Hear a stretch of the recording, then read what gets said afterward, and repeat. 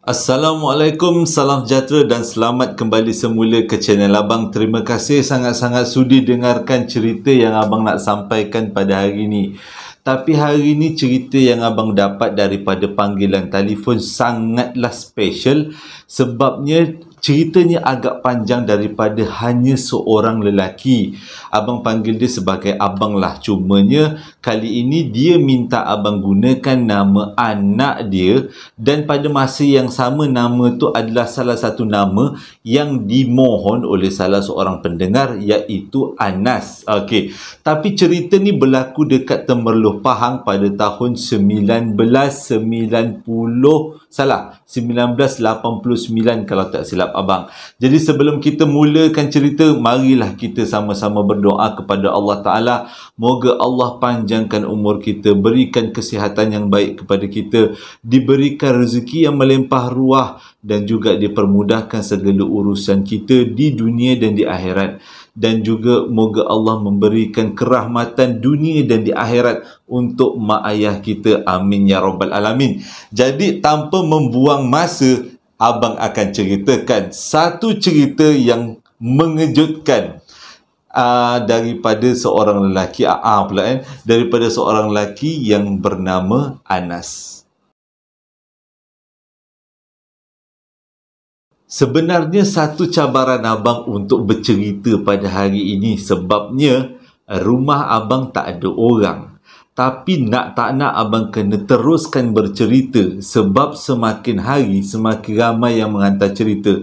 Kalau abang tak ceritakan kisah yang abang dapat pada hari ini, maka bertimbun-timbunlah cerita yang abang dapat nanti, dan takut-takut tak sempat, bukanlah tak sempat, jadi banyak cerita, kenalah abang sedikit gigih berusaha.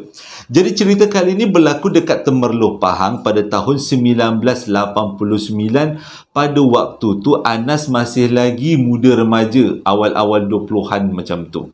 Cerita dia macam ni, dia mulakan cerita tu menarik. Cerita dia ni, Anas ni, pada waktu tu dia memang terlibat, bukanlah terlibat, tapi sangat aktif sebagai seorang mak rempit. Tapi pada tahun tu kita tak panggil mak rempit, kita panggil sebagai seorang anak remaja bermotosikal. Jadi Anas ni memang ada satu motor, yang bagi motor tu abang dia, dan dia selalulah dengan kawan-kawan dia naik motor ramai-ramai keliling-keliling kampung dekat Temerloh tu. Jadi diorang punya pot yang paling diorang seronok sekali kalau dia berkumpul ramai-ramai adalah dekat Sempang 3, dekat kawasan kampung tu. Dekat Sempang 3 tu lah dia orang borak-borak, dia orang main gitar sambil-sambil bercerita masa depan. Itulah cerita Anas. Jadi memang satu kampung terkenal, dia orang punya geng ni sangat terkenal sebagai anak remaja yang tak adalah tak elok, tapi anak remaja yang sangat menggunakan zaman keremajaan supaya menjadi lebih gembira. Abang cantik kan ayat. Okey, jadi ceritanya pada satu hari ni, diorang ni berborak-borak. Ni Sabtu malam Ahad. Diorang berborak-borak dekat Sempang 3 daripada pukul 10 malam menganjak sampai ke pukul 1 pagi macam tu. Main gitar, borak-borak, cerita pasal awet, pasal masa depan. Bila dah pukul 1 pagi tu, keadaan waktu tu macam dah nak hujan. Jadi diorang pun semua bersurailah. Jadi Anas dengan dua orang kawan dia lagi akan bergerak bersama-sama, dua motor bergerak bersama-sama, sebab rumah dia orang ni boleh dikatakan rumah yang paling belakang sekali dekat kampung tu, paling jauh sekali. Jadi tengah-tengah dia orang berjalan naik motor tu, bukan berjalan, maksudnya tengah menunggang motor tu, tiba-tiba daripada jauh dia orang nampak ada seorang budak perempuan berdiri dekat tepi jalan sambil macam menangis. Mula-mula Anas rasa macam takut nak dekat. Tu orang ke bukan? Orang ke bukan? Kalau abang tak dekat. Abang terus bawa motor. Kau nak nangis ke nak apa, lantak kau lah, dia kata. Tapi Anas fikir itu mungkin orang kampung tu ataupun kawan dia. Jadi diorang ni berpakat, apa kata, kita singgah tengok siapa yang menangis. Rupanya yang menangis tu adalah kawan sekolah Anas. Dengan kata lain, sebaya lah dia orang bertiga ni. Jadi bila tanya dia, kenapa pula nama budak perempuan tu Ita? Nama sebenar tau. Jadi tanya, Ita, kenapa kau menangis tengah-tengah gelap ni? Ita kata sebenarnya dia sedih, dia bergaduh dengan mak ayah dia. Dia kata dia bergaduh dengan mak ayah dia siang tadi lah. Lepas tu menganjur-nganjur ke malam, disebabkan tu memang dia sedih lah, dia kata. Okey lah. Tak apalah, dia kata, macam ni lah aku hantar kau balik lah, dia kata. Aku hantar kau balik, tak payahlah kau menangis-nangis kat dalam gelap ni, dia kata. Abang salah cerita. Salah. Dia bukan bergaduh dengan mak ayah dia. Dia bergaduh dengan boyfriend dia. Silap. Abang yang kat situ, abang silap. Jadi dia kata dia bergaduh dengan boyfriend dia. Jadi kata Anas, janganlah sedih-sedih. Kau menangis dalam gelap ni, tak ada ular ke ada apa, bahayalah kan. Jadi mehlah aku tombangkan kau balik, bawa kau balik rumah. Sebab kita ni satu jalan, dia kata. Jadi Ita pun naiklah motor Anas. Jadi Anas pun hantarlah sampai ke rumah. Bila sampai ke rumah, dia turunkan Ita. Lepas tu Anas dengan kawan dia pun turunlah balik ke rumah. Sebab dia satu jalan. Rumah Anas ni adalah rumah yang paling belakang sekali, dekat dalam lorong tu. Jadi sebelum sampai rumah Anas, dia akan berjumpa dengan rumah Ita dulu. Jadi bila sampai kat rumah, okey dah, tak ada masalah. Okey, tak ada masalah, okey je. Lepas tu esok paginya, lebih kurang tengah hari lah macam tu, Anas ni pergi ke kedai. Sebab waktu tu cuti, dia kata dia pergi ke kedai. Lepas dia pergi ke kedai, dia terserempak dengan Mak Ita ni. Lepas tu dia tanya, makcik, dia kata, Ita malam tadi merayau-rayau dekat dalam gelap, menangis-nangis. Lepas tu saya hantar dia balik malam tadi. Kenapa Ita jadi macam tu, dia kata. Teruk sangat sampai bergaduh dengan boyfriend macam tu. Orang kampung kan, dia bukan kepo, tapi mengambil hal satu sama lain tu, mengambil berat satu sama lain. Lepas tu makcik tu macam, Mak Ita tu lah, macam dia macam buat-buat bodoh. Waktu tu Anas cakap, dia cakap berdepan tau. Waktu tu macam dekat kawasan-kawasan belukar-belukar sikit lah kat kawasan kampung tu. Mak dia macam seolah-olah balik daripada jalan kaki, nak balik ke rumah daripada kedai, bawa lah barang-barang sikit. Jadi bila dia tanya tu, mak dia macam blur-blur. Lepas tu mak dia terus tinggalkan Anas. Anas lagi lah blur kan. Dia apa hal pula ni? Okey lah, tak apalah. Jadi Anas pun pergilah. Habis-habis balik daripada kedai tu, dia pergilah lepak-lepak dengan kawan dia dekat rumah kawan dia. Lepas tu dia tanyalah dengan kawan dia. Dia cakap dengan kawan dia yang dia jumpa Mak Ita. Lepas tu dia cakaplah dengan Ita tu. Mak dia cakap dengan Mak Ita tu tentang perangai Ita yang menangis tengah malam tu. Lepas tu kawan-kawan cakap, jangan-jangan yang kau jumpa tu kan, yang raya-raya nama tu kan. Lepas tu kawan-kawan cakap, mungkin boleh jadi juga. Jadi apa kata dia kata, kita petang ni pergi rumah Ita, kita tanya apa yang berlaku. Jadi diorang pun ramai-ramai lah naik motor, lebih kurang 6 motor, 7 motor. Diorang sebab semua kenal Ita. Jadi pergilah rumah Ita. Bila sampai dekat rumah Ita, bagi salam, Ita pun ajak masuk. Lepas tu tanyalah dengan Ita, mak kau mana? Sebab waktu tu rumah sunyi tau. Mak kau mana? Lepas tu Ita cakap, mak aku tak ada lah, mak aku pergi rumah makcik aku, dia kata. Oh, bila mak kau pergi rumah makcik aku? Semalam, dia kata. Semalam, dia kata, sebelum asar, mak dia dah pergi ke rumah makcik dia. Sebenarnya rumah makcik dia tak berapa jauh sangat. Lebih kurang macam kampung sebelah je lah. Lepas tu dia orang tanyalah, kenapa mak kau pergi rumah makcik kau pula? Lepas tu Ita cakap, rumah makcik dia tu ada nenek dia, mak kepada mak dia. Jadi nenek dia tu dah nazak. Yang bela nenek dia tu adalah makcik dia. Sebab makcik dia memang sangat lapang. Jadi makcik dia memang, orang putih kata, willing untuk bela. Rela untuk bela. Okeylah, tak apalah. Lepas tu si Anas ni cakap, aku tadi terserempak dengan mak engkau. Lebih kurang petang-petang macam tu lah, tengah hari macam tu. Aku terserempak dengan mak engkau. Aku cakap dengan mak engkau, pasal engkau menangis malam-malam macam tu. Lepas tu Ita macam, terkejut lah. Dia macam muka terkejut. Tu dia orang tanya, kenapa kau terkejut pula? Mungkin aku jumpa tu sebenarnya, aku jumpa raya kot. Dia kata, dia orang gelak-gelak. Tapi waktu dia orang gelak-gelak tu, Ita tak gelak. Dia kata, Ita tak gelak, Ita senyap. Lepas tu dia orang pun tanyalah, kenapa Ita tak gelak? Lepas tu Ita cakap, aku sebenarnya nak beritahu tapi takut, dia kata. Sebab malam ni aku tidur seorang juga malam ni. Kenapa? Waktu kawan-kawan cakap, jangan risaulah. Dia kata, kalau apa-apa kau boleh lari rumah jiran-jiran kan. Sebab Ita tinggal seorang malam tu. Ayah dia pun tak ada, pergi ikut mak dia. Macam ni dia kata, nenek dia ni dah lama, nenek Ita ni dah lama sakit. Ita ni dengan keluarga dia duduk rumah pusaka tau, rumah nenek dia. Sebab itu Ita takut nak cerita. Tapi dia cerita jugalah sebab kawan-kawan dah desak kan. Ita cakap, nenek dia ni dah lama sakit. Lepas tu dipercayai nenek dia ni memang ada bela. Jadi di kalangan adik-beradik mak dia, belaan tu memang suka dengan mak Ita.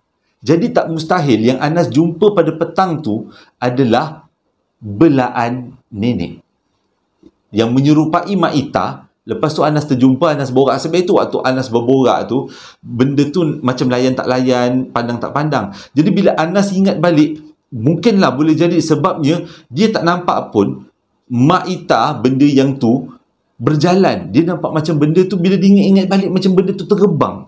Macam benda tu tak jejak tanah.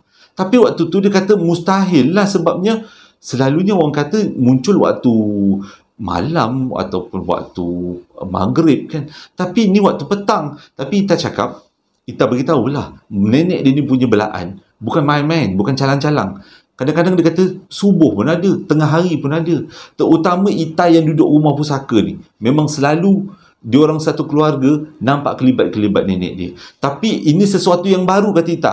Sebab sebelum ni memang dia tak pernah muncul dalam bentuk Mak Ita. Tapi kali ni Anas terjumpa dengan sesuatu yang menyerupai Mak Ita. Okey, itu adalah tamat cerita yang pertama. Okey, abang sambung untuk bahagian yang kedua. Dia makin seram sikit. Okey. Jadi bila dah Anas kata dia dengan kawan-kawan dia dah tahu cerita ni, jadi diorang ni ambil langkah berhati-hati, dan kalau nak lalu depan rumah Ita, terutama pada waktu malam, diorang ni agak macam seram sikit lah, sebab dah tahu kan rumah Ita tu adalah rumah pusaka nenek dia.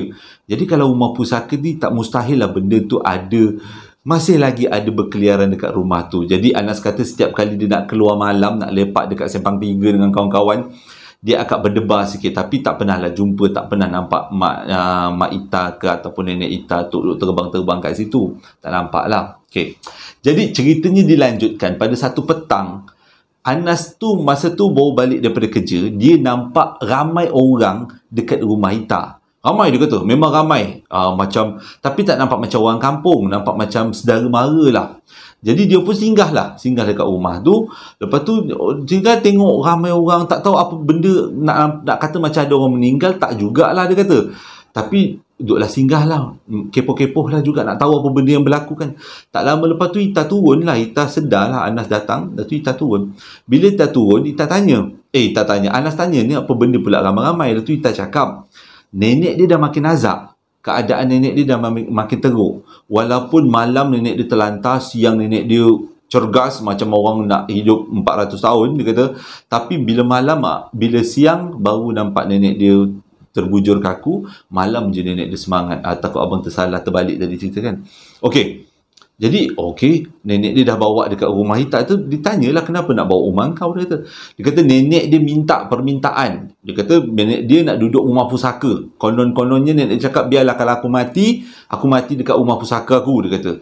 Tapi itu yang menyebabkan Ita rasa macam stres jugalah. Dan pada waktu petang tu, Ita kata berlaku sedikit perbalahan, sebab ialah Mak Ita sendiri bukanlah orang yang mampu nak jaga nenek dia. Jadi Mak Ita mintalah tolong dengan adik-beradik dia. Jadi adik-beradik dia ni, kebanyakan adik-beradik mak dia ni lah, kebanyakannya pun dah tak sesuai untuk jaga orang tua, sebab dia orang pun dah tua kan.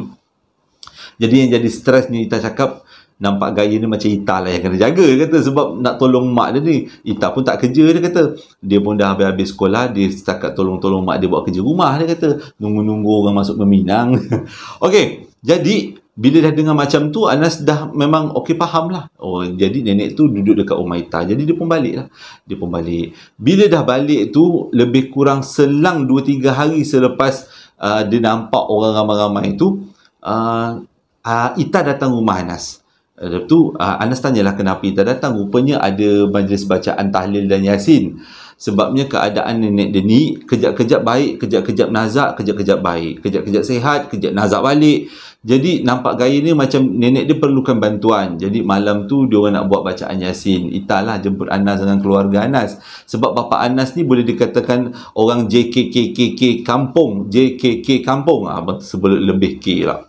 Jadi okeylah. Anas kata dia tak ada masalah. Dia beritahu bapak dia. Dia kata malam sekarang nanti dia akan datanglah rumah Ita untuk kenduri doa selamat dan juga bacaan yasin. Jadi malam tu diorang keluarga Anas, sebab keluarga Anas orang kampung kan, jadi dia punya ukhuwah dia bagus. Jadi bukan Anas je yang datang ke majlis bacaan yasin tu. Ayah dia datang, mak dia datang, abang dia datang juga. Abang si Anas duduk rumah Anas, rumah ayah dia lah. Jadi dia orang berempat ni lah datang bacaan Yasin. Kat sini berlaku satu benda yang pelik, kata Anas. Waktu tengah bacaan Yasin tu, tengah tahlil-tahlil lah dia kata, tiba-tiba Anas nampak nenek dia keluar berlari daripada dalam bilik, keluar berlari, lepas tu turun ke rumah, lepas tu hilang tak ke mana. Waktu tu Anas pelik, kenapa macam orang lain buat tak tahu je, kenapa macam dia je yang nampak. Yang Anas nampak pada waktu tu, nenek tu keluar pada bilik, berlari-lari keluar pada bilik. Lepas tu nampak nenek tu macam tergocoh-gocoh turun tangga. Lepas tu, waktu tu Anas duduk dekat tepi tingkap tau. Dekat tepi tingkap. Jadi dia sempat jengah sambil-sambil bertahlil tu, dia sempat jengah keluar rumah. Dia nampak nenek tu berlari keliling rumah. Memang pelik, dia kata. Orang tua ni, betul lah yang macam Ita cakap, nenek dia semangat terlebih. Nampak mana nenek lari keliling rumah. Bukan sikit, bukan 1-2 kali keliling, 3-4 kali keliling rumah ni. Waktu ni Anas makin pelik sebabnya orang lain macam teruskan je bacaan la ilaha illallah, la ilaha illallah. Anas ni yang tak boleh fokus dah dia punya bacaan sebab dia tengok nenek tu berlari keliling rumah. Dekat-dekat lebih kurang belas-belas kali lah nenek tu keliling rumah. Tiba-tiba nenek tu berlari naik atas rumah, lepas tu masuk dalam bilik balik. Waktu tu Anas blur sebab semua orang tunduk je, la ilaha illallah, tunduk. Yang dia je macam, apa hal, ada macam tu. Dia rasa macam, kenapa nenek dia macam ni? Okeylah. Jadi diorang pun teruskan bacaan Yasin. Anas waktu tu dah tak fokus dah. Dia tak fokus sebab dia nampak nenek tu berlari. Jadi dia bacaan Yasin dia teruskan. Lepas bacaan Yasin, biasalah bila kenduri macam tu ada makan-makannya. Bila makan-makan, habis makan-makan lebih kurang pukul 10 malam, dia orang pun baliklah. Anas, mak ayah dia dan juga abang dia balik rumah. Bila balik rumah, sampai kat rumah, mak dia buat kopi. Waktu tu dekat meja makan. Waktu tu lah Anas beritahu sebenarnya apa yang dia nampak. Anas cakaplah dengan bapak dia, cakap tadi dia nampak nenek tu keluar daripada bilik, tu turun rumah, duk berlari-lari. Kenapa nenek tu macam tu, dia kata. Lepas tu kenapa semua orang tunduk macam buat-buat tak tahu. Rupanya bapak dia pun nampak nenek tu berlari keluar daripada bilik. Abang dia nampak juga nenek tu berlari keluar daripada bilik. Yang tak nampak adalah mak dia, sebab mak dia duduk kat bahagian dapur. Jadi kecoh lah malam tu. Oi, apa hal ni? Macam itulah kan. Mak dia pun terkejut juga. Rupanya ayah dengan abang dia ni memang dah maklum. Sebab abang dia ni dah kira bujang tua. Sedihnya. Abang pun bujang tua. Abang dia ni dia kira bujang tua, dia kata. Jadi ayah dia dengan abang dia ni memang penduduk orang-orang lama lah, kata orang yang duduk asal kampung tu orang lama. Jadi Anas waktu tu kecil-kecil, masa peristiwa kecil-kecil tu, memang semua orang kampung tahu yang nenek Ita ni memang ada sesuatu lah. Ada sesuatu. Sebab nenek dia ni dulu tukang urut katanya. Jadi abang dia tahu, ayah dia tahu. Bila abang dengan ayah dia nampak nenek tu keluar dari bilik, dia orang tak tegur lah. Dia orang macam buat bodoh je. Sebab dia kata itu bukan kali pertama. Dah banyak kali dah benda tu berlaku. Anas pula, inilah kali pertama. Jadi bila dia tengok orang lain semua macam buat tak tahu, buat bodoh, jadi pun pelik. Rupanya ramai yang nampak. Cumanya ramai tak nak kecoh-kecoh lah, orang kata. Tak nak kecoh-kecoh. Jadi dia orang tu teruskan bacaan Yasin. Jadi bukan kesimpulan. Jadi Anas tanya dengan bapak dia, yang keluar daripada bilik tu memang nenek tu ke? Sebab nenek tu nampak macam uzur, kurus, kering macam tu. Bapak dia cakap, bapak dia pun tak tahu, tapi bapak dia yakinlah yang keluar daripada bilik tu bukan nenek dia, bukan nenek Ita, tapi belaan nenek Ita. Mungkin bapak dia cakap dia panas bila orang baca Yasin, tahlil semua kan, sebut nama Allahu Akbar, la ilaha illallah Muhammadur Rasulullah banyak kali. Jadi mungkin belaan nenek dia tu macam panas, jadi dia berlari keluar daripada bilik, keliling-keliling rumah, kiranya macam nak ambil angin je tu lah. Bapak dia sempat buat lawak. Dia kata macam nak ambil angin. Jadi sebab itulah nenek tu keliling-keliling rumah. Lepas tu bila orang dah habis bacaan Yasin, dia masuk balik dalam badan tuan dia. Dah sejuk lah kan, sebab dah keliling-keliling rumah. Orang gelak-gelak lah gitu. Jadi dia orang pun teruslah minum malam. Okey. Lepas tu tak lama tu, waktu tu dah siap-siap nak tidur, tiba-tiba pintu rumah dia orang ni ketuk. Lepas tu bila bapak dia buka, rupanya orang kampung lah. Bila orang kampung datang, tu bapak dia tanya kenapa ada berbenda lah tiba-tiba datang waktu pukul 11-12 malam kan. Kalau 11 malam kat kampung tu memang dah malam sangat lah. Jadi rupanya orang kampung tu datang nak beritahu nenek tu dah meninggal. Jadi bila Anas dengar daripada bilik nenek tu dah meninggal, dia bukan jadi simpati tau kata Anas, dia jadi macam seram. Suasana tu terus bertukar dalam rumah tu. Sebab tadi baru gelak-gelakkan nenek tu pergi ambil angin, berlari-lari keliling-keliling rumah kan. Tiba-tiba orang yang kita ceritakan tu, alamak dah meninggal lah. Macam tu.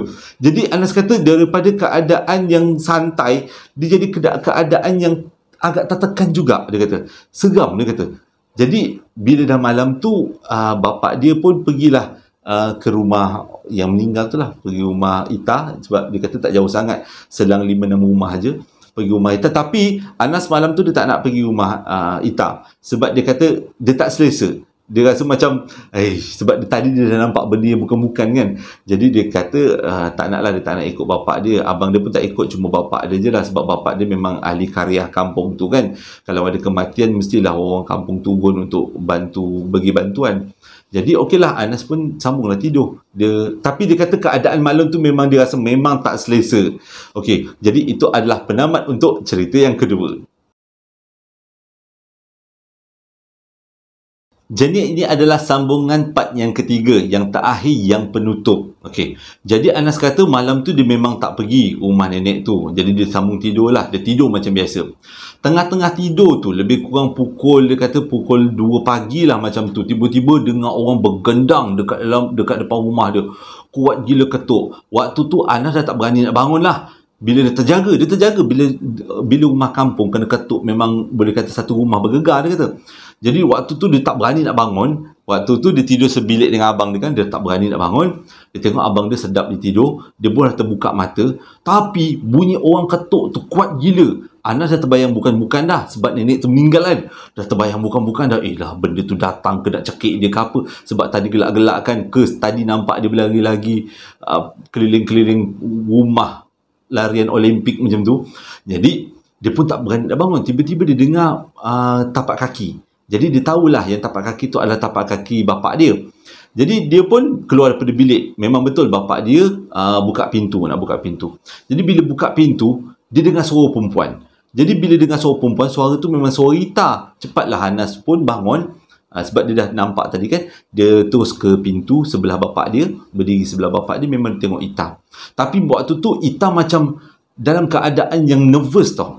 Yang agak terkejut juga pada waktu tu.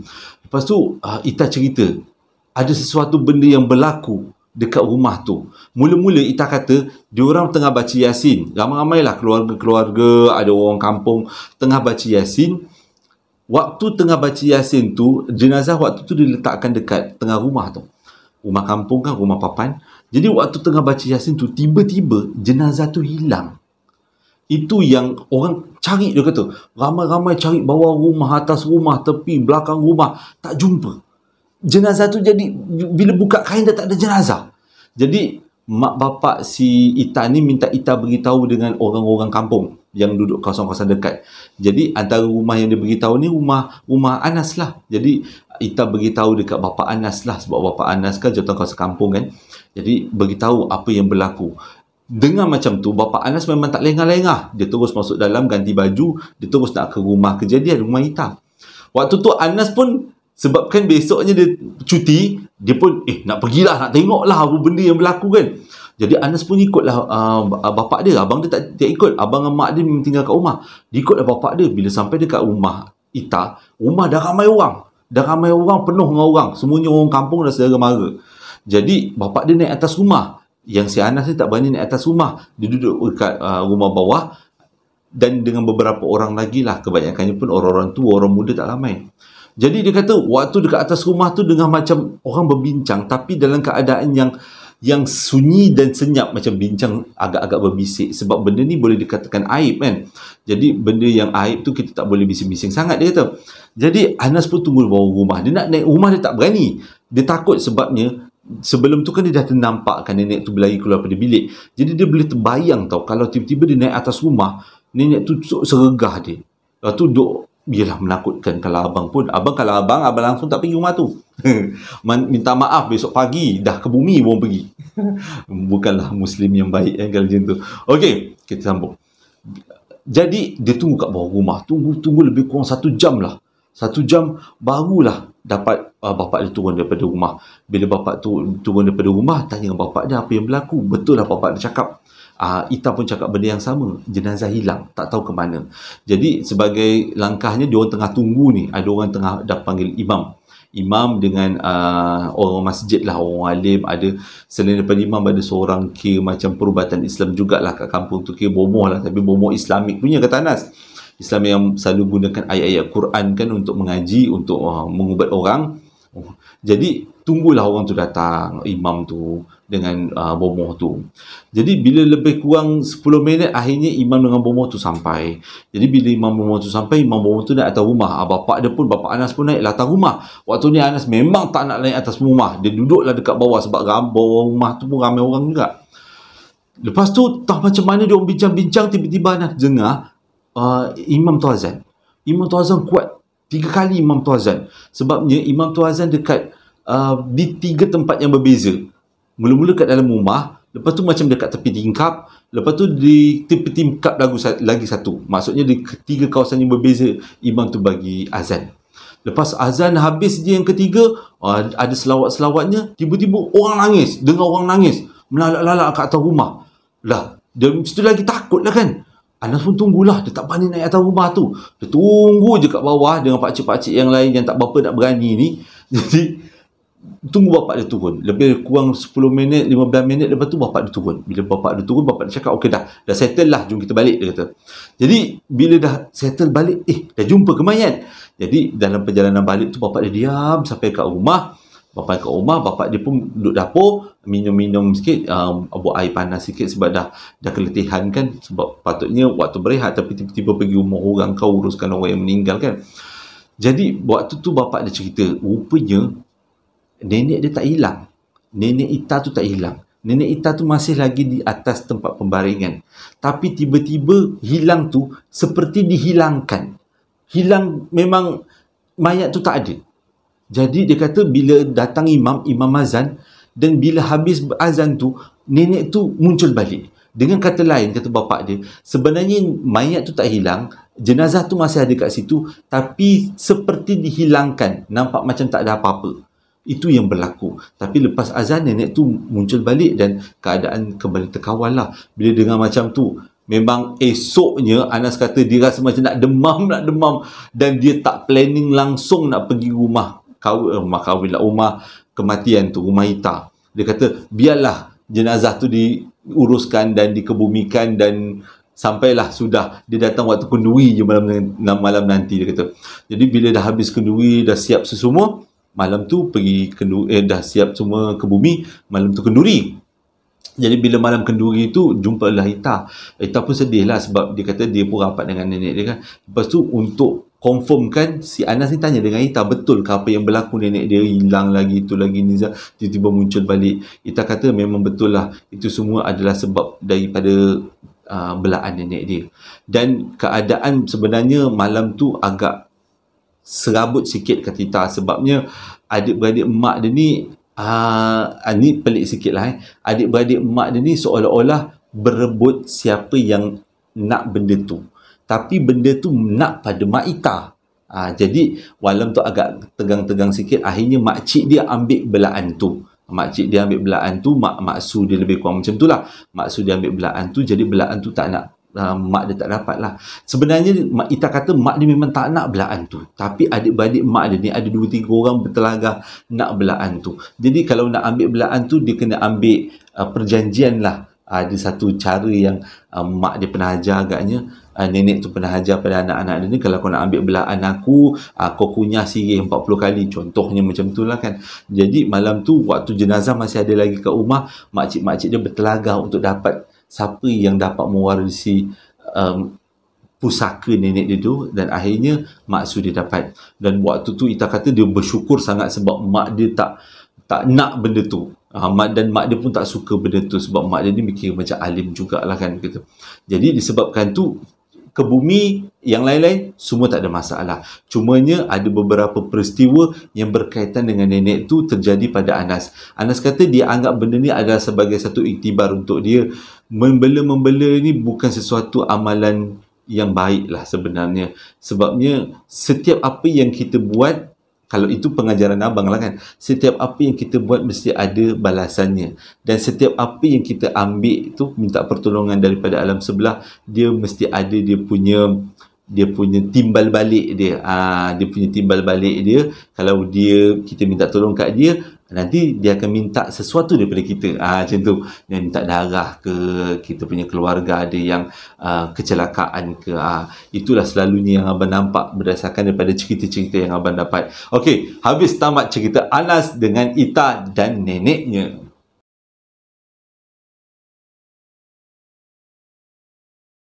Terima kasih sangat-sangat menonton cerita yang abang sampaikan hari ini, 3 cerita, dan terima kasih juga pada yang membeli baju nak dijadikan cerita, sambal lara dan juga perapan sate. Jadi sesiapa yang nak dapatkan 3 barang yang abang jual, yang abang marketkan ni, bolehlah tekan link yang abang sediakan dekat kawasan description box, iaitu di bawah setiap video abang. Boleh tekan link kat situ dan dapatkan kat situ. Terima kasih sekali lagi sudah dengarkan cerita yang abang sampaikan, dan terima kasih juga, ni abang nak tambah sikit lagi kan, setiap kali abang habis cerita abang nak cakap benda ni lepas ni.